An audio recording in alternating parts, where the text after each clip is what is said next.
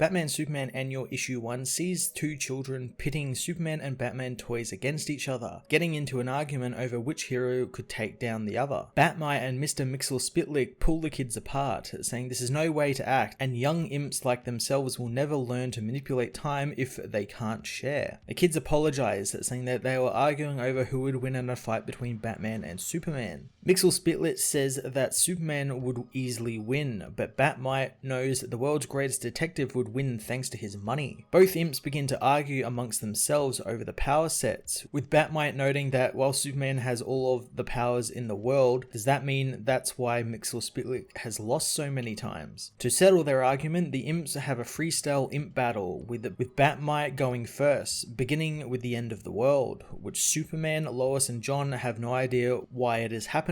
Heading to the Hall of Justice, Mr. Terrific tells Clark that they have been working day and night to learn anything about the green storms raging above them, finding out that the multiverse is being ripped apart. Batman says that they have investigated everything and exhausted all reasoning for the multiverse being in danger. Michael soon catches a definitive reading on his machine, finding Superman is the reason the multiverse is breaking, thanks to his very presence degrading space and time. Superman knows that that's impossible and he knows the machine is wrong. Batman agrees with him, but before he can do anything, lightning strikes the hall, crumbling the building and causing the Bat family to turn to dust. Batman rushes to Damian's side to save the boy, but he fades away into dust as Superman apologizes, not knowing why this is happening. Enraged, Batman smashes Superman in the face, drawing blood thanks to a kryptonite ring he had just in case. The rest of the League try and hold Batman back, telling him this isn't going to help, but soon Wonder Woman, Flash and Green Lantern turn to dust, causing Superman to flee with his family as Batman says Superman can fly away all he wants, but he has countless ways to defeat the hero. Batman unleashes everything he has, from Red Sun weapons to the Doomsday formula, but Superman still stands, trying his hardest to stop the battles so he can fix the multiverse, since they both have lost so much. Batman comes out with a huge green tank, saying his family is dead and billions more will be dead if they don't kill Superman. Superman rips Batman from the tank, but is weakened as Batman reveals the entire tank is made out of kryptonite. Superman knows this isn't real and someone is controlling them, wanting them to fight. Superman speeds into the sky with Batman, planning on putting a stop to this as he sees Bat-Mite for a brief moment. Batman, however, reveals a dead man switch, saying that Superman has left him with no choice. He hits the button, turning the sun red, saying that this is his ultimate contingency plan. Thanks to the red sun, Superman loses his powers, causing both heroes to plummet to the ground. Bat-Mite says that Batman wins, but Mxyzptlk says that he died as well, so how is that a win? And did Bat-Mite ever consider what would happen to the world now that the red sun is there? Bat-Mite doesn't care, knowing it's cool, but Mxy says that the bat-themed imp doesn't get Superman, since he would sacrifice himself before endangering the multiverse, and Superman breaking reality is so contrived. Bat-Mite knows that the comic was only 13 pages long, but he was going for event level stories, so Mxyzptlk decides to show Bat-Mite how it's done. Mxy shows how with one hit Superman would win against Batman, but Bat-Mite knows that that's so out of character, since Superman would never kill Batman just because, and he's got to have a good reason. Mxy doesn't think he has to, but Bat-Mite insists on being creative. Mxyzptlk says that he just wants them to fight for 11 pages, so Batman and Superman do just that, battling one another until Batman hits Superman in the eyes with a kryptonite batarang, allowing him to escape. Clark knows where Bruce is running to, beating him to the Batcave, finding the hero has no more kryptonite weapons. Batman tries to get Clark to settle down, asking him why they are fighting. Superman says it's because Batman turned the sun red, but Batman doesn't know anything about that, dodging the giant coin thrown at him and activating the anti-Boy Scout protocol. Feeling the battle is a little unbalanced, Mxyzptlk turns the page, transporting the heroes to the Fortress of Solitude. Again, Batman tries to activate the Fortress's version of the anti-Boy Scout protocol, causing Superman to be shocked that Bruce would ever betray his trust like that and put something into his fortress. His parents' statue knocks him over with a kryptonite lightning bolt as Clark says that he should have known Bruce would hide his toys in his house. Briefly turning into Mxyzptlk, Superman brings to life the statue of Jor-El, who attacks Batman, smashing him with the globe. Batman knows that these statues cannot be moved, as Batman again tries to convince him that something is going on. The heroes begin to remember the recent battles and the red sun, realizing someone is messing with reality. Mxyzptlk appears, saying that Batman is cheating and there's only one solution to cheaters. Suddenly Superman grabs Batman, speeding into space and throwing the Dark Knight into the sun, meaning that Superman wins the battle. Bat-Mite is angered that Mxy cheated, causing the imps to begin arguing as the kids leave, knowing this isn't fun anymore since the older imps made it all about themselves. They ask the kids who they think would win, as the Batman and Superman action figures say nobody won, since both times the imps tried to get them to play their game, they always saw through it, since they had rigged the game from the start and they don't count. Mxyzptlk grabs Batman, telling him to shut up, ripping one of his arms off, as well as Superman's leg when the hero tries to stop him. Mxyzptlk says that now both will play their game or he'll melt their plastic down. Batman says that the imps don't get it, since they would never fight one another. They would always find another way, since look at the insane lengths that they went to in order to manipulate the heroes. Superman says that the imps had to control them in order to get them to fight, so really it was the imps who were fighting. Both imps find that silly, getting into an argument about how they would fight one another, causing them both to cancel each other out with their names, reverting reality back to normal. Batman and Superman awaken in the Batcave, with Superman asking if they really were just turned into action figures on a cosmic playset for imps. He asks if Batman really has put a failsafe in the fortress, but Batman waves it off as just a fake reality, but they need to find a way to crack 5th dimensional travel, since it's only a matter of time before Bat-Mite or Mxyzptlk come back and try and control everything. Superman says that they are gods, and deep down they know both of them would never really fight each other, and so do the imps, since they are fans of them and of their world. They can't live without them. Bat-Mite and Mxyzptlk meanwhile have been turned into action figures themselves, left in the care of Ace and Krypto, who begin playing with the toys. Batman Superman Annual Issue 1 was an absolute blast of an annual comic that took the Fanboy Wars and upped it to 11 with Bat-Mite and Mxyzptlk playing games with the heroes. I love when the 5th dimensional imps get involved in stories, since you never know what will happen, since literally anything can happen thanks to them being basically gods who can shape reality into whatever they want. I love Joshua Williamson's take on the decades of fanboys who would win quote-unquote situations, and competently stating that both heroes would never actually fight one another, and if and when they do,